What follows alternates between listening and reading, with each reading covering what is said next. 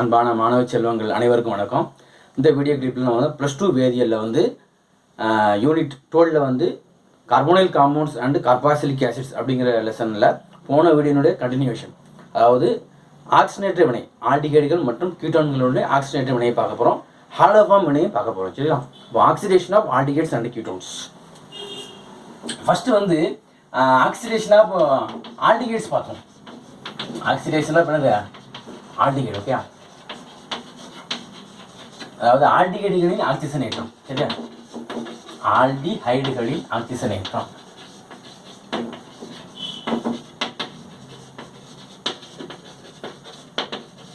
ஆல்டிகைடுகளின் ஆக்சிஜனேற்றம் இல்லை என்ன விஷயம் அப்படின்னு பார்த்தா, இப்போ ஒரு எக்ஸாம்பிள் ஒரு ஆல்டிகைடு எடுத்துக்கிறேன்.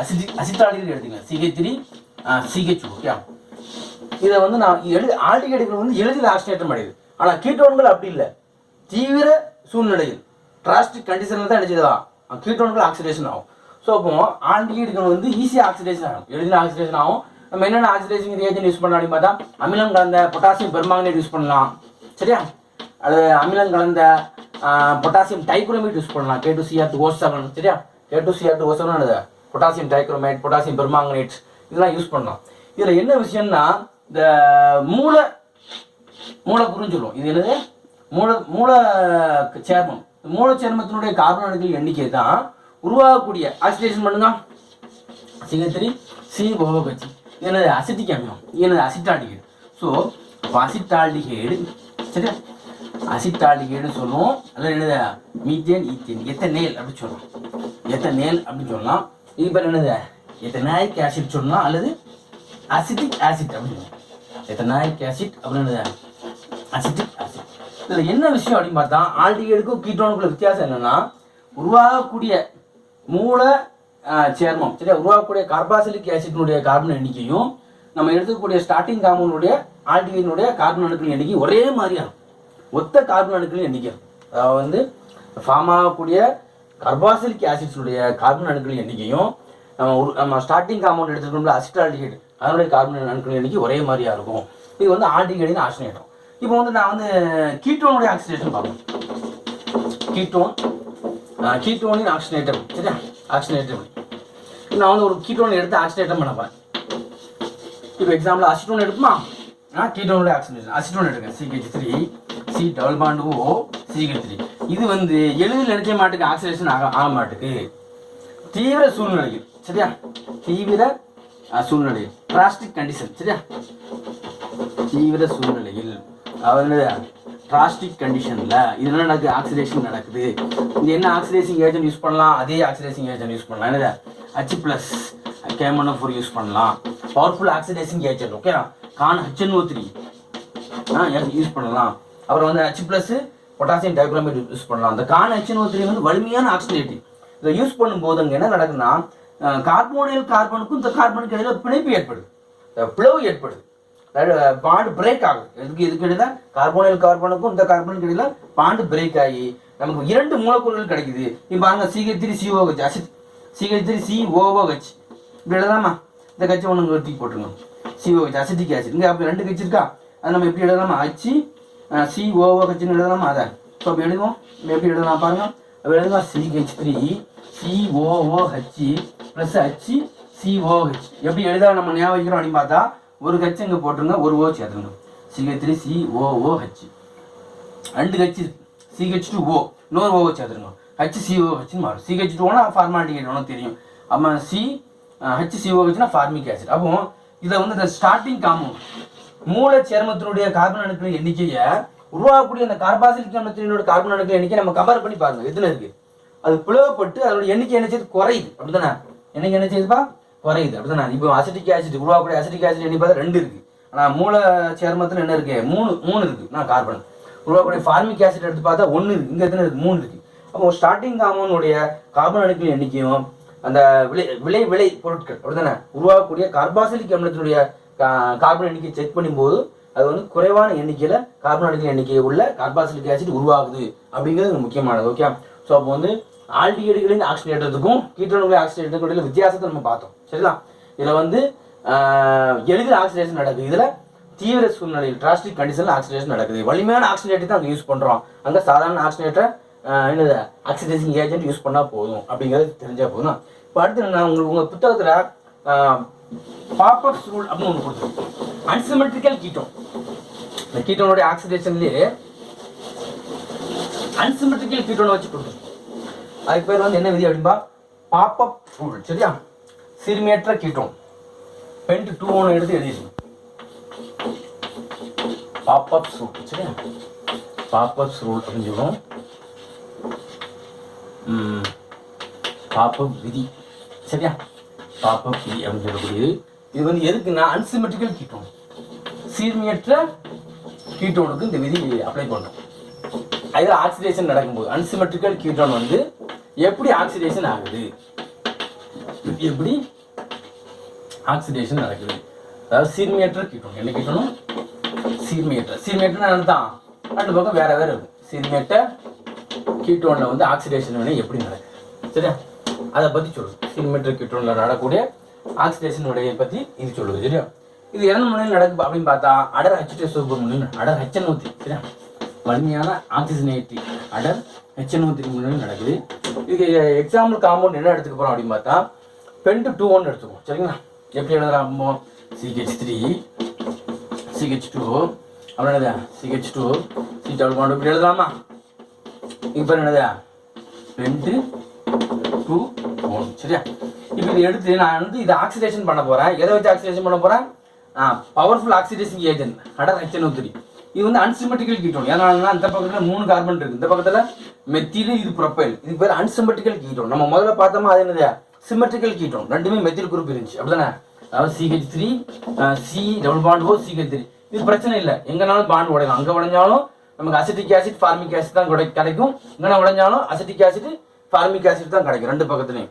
ஆனால் இந்த மாதிரி அன்சிமெட்ரிக்கல் கீட்டோன் வரும்போது எங்கே பாண்டு உடையுது அப்படின்னு பார்க்கணும்.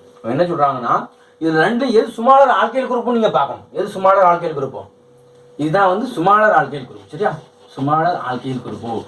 அப்போ அந்த சுமாளர் ஆல்கைல் குரூப்பில் தான் கீட்டோ குரூப்பை சேரும் அப்படின்னு சொல்கிறான். அதாவது வந்து சுமாளர் ஆல்கைல் குரூப் தான் என்ன செய்யுமா கீட்டோன் குரூப்போடு சேருமா. இந்த லார்ஜர் ஆல்கைல் குரூப் என்ன செய்யாது கீட்டோன் குரூப்போடு சேராது. பாண்டு எங்கே தான் உடையும் அப்படின்னு பார்த்தா அங்கே தான் பாண்டு உடையும். எங்கே உடையாது? எங்கே உடையாது. இந்த இது பாசிபிலிட்டி கிடையாது, இந்த பாண்டு பாசிபிலிட்டி கிடையாது. இங்கே தான் பாண்டு உடையும். அப்படி உடையும் போது நல்லா கவனிங்க. இந்த இடத்துல ஒரு கச்சங்கதி போடுங்க, ஆக்சிடேஷன் ஆக்சிஜன் போடுங்க. அப்போ என்ன கிடைக்கும்? ரெண்டு ப்ராடக்ட் கிடைக்குதா? என்ன கிடைக்குது? we get CH3 COOH. சரியா, இங்கே என்ன கிடைக்கும்?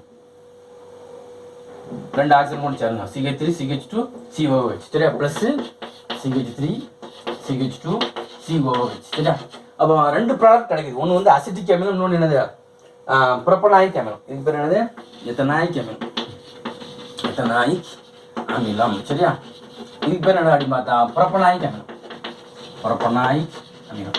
இது எதுக்காக நான் இப்படி எழுதியிருக்கேன் அப்படின்னு பார்த்தா அனதர் பாசிபிலிட்டி நம்ம செஞ்சு பார்க்க போகிறோம். இந்த பாசிபிலிட்டி செய்யறோம். இந்த பாசிபிலிட்டி செய்யும்போது இந்த ஹச் இங்கே போட்டு இப்படி எழுதாமா. இன்னொரு பாசிபிலிட்டி பாருங்க, CH3 CH2 இது அப்படியே வந்துடும். அப்புறம் CH2 ஒரு ஹச்சை அங்கே தூக்கி போட்டுருங்க. சரியா, அப்புறம் COOH. இப்படி ஒரு ஆசிட் கிடைக்கும் அப்படிதானே. அப்போ இதுக்கு என்ன கிடைக்கும்? ஞாபகம் இருக்கா? Formic acid. என்ன கிடைக்கும்? Formic acid. இப்படி அதாவது இந்த பாண்டு உடையும் போதும் இந்த ப்ராடக்ட் கிடைக்கும், இந்த பாண்டு உடைஞ்சா இந்த ப்ராடக்ட் கிடைக்கும். கரெக்டா? அதாவது இப்படி கிடைக்குது. இதில் வந்து எந்த பாண்டு உடையுதுன்னா smaller alkyl group goes to keto group. சரியா, வந்து சிறிய ஆல்கைல் குரூப் தான், அதாவது சிறிய ஆல்கைல் தொகுதி கீட்டோன் தொகுதியுடன் சேரும். சிறிய ஆல்கைல் தொகுதி தான் என்ன செய்யுமா கீட்டோனுடன் சேரும், கீட்டோ தொகுதியுடன் சேரும். சரியா, இதுதான் இந்த விதி. தொகுதியுடன் இணையும், இணைந்து நமக்கு என்ன செய்யுது? இணைந்து வினை விளை பொருளை தரும், வினை விளை பொருளை தரும், பொருளை தரும். இதான் வந்து இந்த விதி. சரியா, அப்போ வந்து சிறிய ஆல்கைல் தொகுதி தான் என்ன செய்யும் கீட்டோன் தொகுதியோடு சேரும். இப்போ இது பெரிய ஆல்கைல் தொகுதி. அப்போ இந்த பாண்டு நாட் பாசிபிள், இது வந்து பிரேக் ஆகாது. இந்த பாண்டு தான் என்ன செய்யும் பிரேக் ஆகும். இதான் வந்து பாசிபிளான பாண்டு, இதுதான் பிரேக்கிங் ஒன்லி. அப்போ இதான் வந்து மேஜர் ப்ராடக்ட். இது என்னது மேஜர் ப்ராடக்ட், இது என்னது மைனர் ப்ராடக்ட். இது வந்து அதிகமாக ஃபார்ம் ஆகுது. இதுதான் பீசிபிள். இந்த ரியாக்ஷன் தான் என்ன செய்யும் இந்த ப்ராடக்ட் தான் ஃபார்ம் ஆகும். சரியா, ஸோ அப்போ வந்து அசிட்டிக் ஆசிட் மெத்தனம் ஆசிட் அந்த விதியை நம்ம என்ன சொல்கிறோம் அப்படின்னு பார்த்தா இந்த மாதிரி அன்சிமெட்ரிக்கல் கீட்டோனை நம்ம நினைச்ச போகிறோம் அந்த மாதிரி வலிமையான ஆக்சிஜனேட்டிவை வச்சு ஆக்சிடேஷன் பண்ணும்போது நமக்கு வந்து என்ன நடக்குது அப்படின்னு பார்த்தா smaller alkyl groups goes to ketone group சரியா கீட்டோன் குரூப்போடு போகும் அப்படிங்கிறது நீங்கள் தெரிஞ்சு வச்சுங்க. அடுத்து வந்து ஹாலோஃபார்ம் ரியாக்ஷன் பார்க்குறோம் சரிங்களா. ஹாலோஃபார்ம் ரியாக்ஷன் எப்படி நடக்குதுன்னு பார்த்து முடிச்சிருவோம்.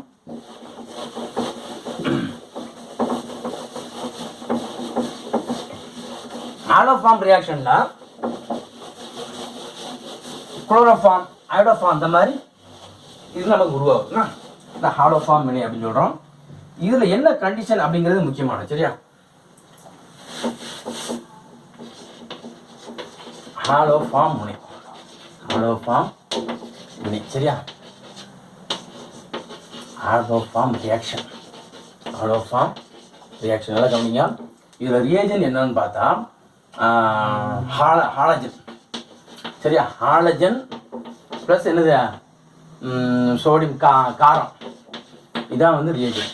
நம்ம என்னன்னா அதாவது குளோரோஃபார்ம் ஃபார்ம் ஆகலாம் சரியா. குளோரோஃபார்ம் ரியாக்ஷன் இருக்கலாம், ப்ரோமோஃபார்ம் இருக்கலாம், அயோடோஃபார்ம் இருக்கலாம். உன் புத்தகத்தில் என்ன கொடுத்துருக்குன்னா குளோரோஃபார்ம் வினை கொடுத்துருக்கு. உன் புத்தகத்தில் என்னது ஹாலோஃபார்ம்லேயே என்னது குளோரோஃபார்ம் ரியாக்ஷன் கொடுத்துருக்கு.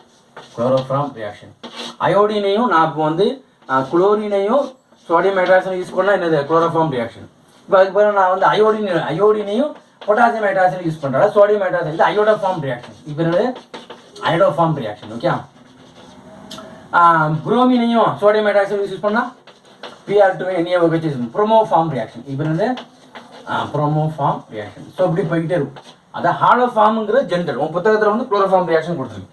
இந்த இதுக்கு வந்து இந்த மெத்தில் கீட்டோன் குரூப் இருந்தால் தான் இந்த ரியாக்ஷன் வந்து அண்டர் கோயிங் நடக்கும். மெத்தில் சரியா கீட்டோன் குரூப் இருக்கணும். மெத்தில் கீட்டோ குரூப் இருந்தால் தான் இந்த ஹாலோஃபார்ம் ரியாக்ஷனுக்கு உட்படும். இந்த ஹாலோஃபார்ம் ரியாக்ஷனுக்கு என்ன செய்யும் இவ்வினைக்கு உட்படும் சரியா. மெத்தில் கீட்டோ குரூப் தான் என்ன செய்யும் இவ்வினைக்கு உட்படும் சரியா. இவ்வினைக்கு உட்படும். அப்போ ரெண்டு முக்கியமான கண்டிஷன் இருக்கு. என்னன்னு பார்த்தா ஒன்று வந்து ஹாலஜன் மற்றும் ஒரு காரத்தின் முன்னிலை இந்த வினை நடக்குது. ஹாலஜன் மற்றும் காரத்தின் முன்னிலை இந்த வினை நடக்குது. இன்னொன்று என்னன்னா மெத்தில் கீட்டோ குரூப் இருந்தால் தான் நினைச்சோம் இவனைக்கு உட்படும்.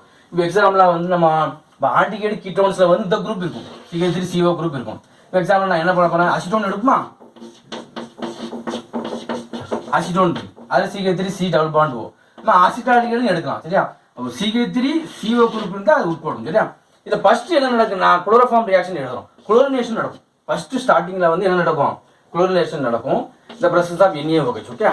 குளோரோஃபார்ம் நடக்கும்போது இந்த ஒரு CH3 வந்து குளோரினேஷன் ஆயிடுது. என்ன கிடைக்குன்னா CCl3 C double bond O CH3 இப்போ ட்ரை குளோரோ அசிட்டோன். இப்போ என்னது 3 குளோரின் இருக்கு அதனால ட்ரை குளோரோ அசிட்டோன். அதில் என்ன வெளியே போகுது அப்படின்னு பார்த்தா 3 HCl வெளியே போகும் சரியா. எத்தனை 3 HCl வெளியே போயிருது 3 Cl உட்காந்துருக்கு ட்ரை குளோரோ அசிட்டோன். இதில் தான் என்ன பண்ணும்போது சோடியம் ஹைட்ராக்சைடு ஆட் பண்ணணும். சோடியம் ஹைட்ராக்சைடு எப்படி ஆட் ஆகுது அப்படின்னு பார்த்தா இங்கே கட்சி இங்கே போயிடுது. அப்போ நம்ம என்ன கிடைக்கும் குளோரோஃபார்ம் கிடைச்சதா. இப்போ தான் குளோரோஃபார்ம் இப்போ தான் குளோரோஃபார்ம் ஃபார்ம் ஆகிறது போய் தான் குளோரோஃபார்ம் ரியாக்ஷன். ப்ளஸ் என்ன கிடைக்கும் அப்படின்னு பார்த்தா சோடியம் அசிட்டேட் கிடைக்கும். ப்ளஸ் என்ன கிடைக்கும் சோடியம் அசிட்டேட். இதுதான் ஹாலோஃபார்ம் ரியாக்ஷன். அப்போ ஹாலோஃபார்ம் ரியாக்ஷன்னா உனக்கு ரெண்டு கண்டிஷன். ஒன்று வந்து ஹாலஜன்ஸ் மற்றும் காரம் சரியா. இன்னொன்று என்னது மெத்தில் கீட்டோன் குரூப் இருந்தால் தான் இந்த ஹாலோஃபார்ம் ரியாக்ஷனுக்கு உட்படும். முதல்ல குளோரினேஷன் பண்ணணும். அதுக்கப்புறம் என்ன செய்யணும் காரத்தை வச்சு நம்ம என்ன செய்யணும் பிரேக் பண்ணுறோம். அதனுடைய ஃபார்ம் பண்ணிடும். குளோரோஃபார்ம் அயோடின்னா அயோடோஃபார்ம் புரோமினா ப்ரோமோஃபார்ம் அப்படிங்கிற காம்போட ஃபார்ம் பண்ணி மற்றும் அதனுடைய கார்பாக்சிலிக் சால்ட் ஆஃப் கார்பாக்சிலிக் ஆசிடை ஃபார்ம் பண்ணிடணும் சரியா. ஸோ அப்போ இந்த வீடியோ கிளிப்பில் வந்து நம்ம வந்து ஆல்டிகேட்டுகளுடைய ஆக்சிஜனேட்டர் பார்த்தோம். எளிதில் ஆக்சிஜனேட்டர் அடையுது. இன்னொன்று கீட்டோன்களுடைய ஆக்சிடேஷன் பார்த்தோம். டிராஸ்டிக் கண்டிஷனில் ஆக்சிடேஷன் நடக்குது. வலிமையான ஆக்சிடேட்டர் காரணி நான் யூஸ் பண்ணுறோம். என்னது HNO3 யூஸ் பண்ணி நம்ம என்ன செய்யணும் ஆக்சிடேஷன் பண்ணி ஆக்சிடேஷன் ப்ராடக்ட் கிடைச்சி இந்த ப்ராடக்ட்டையும் நம்ம என்ன செய்யணும் ஸ்டார்டிங் காம்பவுண்டையும் கம்பேர் பண்ணணும். ஆல்டிகேட்டில் வந்து ஸ்டார்டிங் காம்பவுண்டும் ப்ராடக்ட்டும் அதனுடைய கார்பன் எண்ணிக்கை சமமாக இருக்குது. உருவாக்கக்கூடிய கார்பாக்சிலிக் ஆசிட் எடுத்துக்கிட்டாலும் சரி எடுத்துக்கக்கூடிய ஆல்டிகேட்டை எடுத்தாலும் சரி அதனுடைய இது வந்து கார்பன் அணுக்கள் எண்ணிக்கை ரெண்டு பக்கம் ஒரே மாதிரியா இருக்குது. கீட்டோனில் பார்க்கும்போதும் நம்ம ஸ்டார்டிங் காம்பவுண்ட் எடுத்திருக்கோம். உருவாக்கக்கூடிய கார்பாக்சிலிக் ஆசிட்டை நம்ம கவுண்ட் பண்ணி பார்க்கும்போது கார்பன் அணுக்கள் எண்ணிக்கை வேறுபடுது குறையுது அப்படிதானே. ப்ராடக்ட் சைடில் குறையுது ஸ்டார்டிங் காம்பவுண்டில் என்னது அதிகமாக இருக்குது அப்படின்னு பார்த்தோம். இந்த அப்புறம் வந்து ஃபோபோட் சூழல் அன்சிமெட்ரிக்கல் கீட்டோன் வச்சு பார்த்தோம். அப்புறம் என்னது அன்சிமெட்ரிக்கல் கீட்டோனில் ஒன்னே ஒன்று முக்கியமான பாயிண்ட் சிறிய ஆல்கைல் குரூப் தான் என்ன செய்யும் கீட்டோ குரூப்போடு சேரும். பெரிய ஆல்கைல் குரூப் சேராது. ஸோ அதுக்கு தக்கன பாண்டு பிரேக் நடக்கும், பாண்டு கிளிவேஜ் நடக்கும் அப்படிங்கிறது நம்ம பார்த்தோம். ஹாலோ ஃபார்ம்லேயும் முக்கியமான பாயிண்ட் என்னன்னு பார்த்தா, ஆமாம், முதல்ல வந்து ஹாலஜினேஷன் ரியாக்ஷன் நடக்குது. அப்புறம் என்னது, காரத்தினால் நீராட் பகுத்தல் நடக்குது. அந்த மாதிரி காரத்தினால் பகுப்பு நடந்து நமக்கு இந்த மாதிரி ப்ராடக்ட் கிடைக்குது. ஸோ இதை நன்கு பயன்படுத்தி கொள்ளுமாறு அன்புடன் வேண்டிக் கொள்கிறேன். நன்றி மாணவர்களே, நன்றி.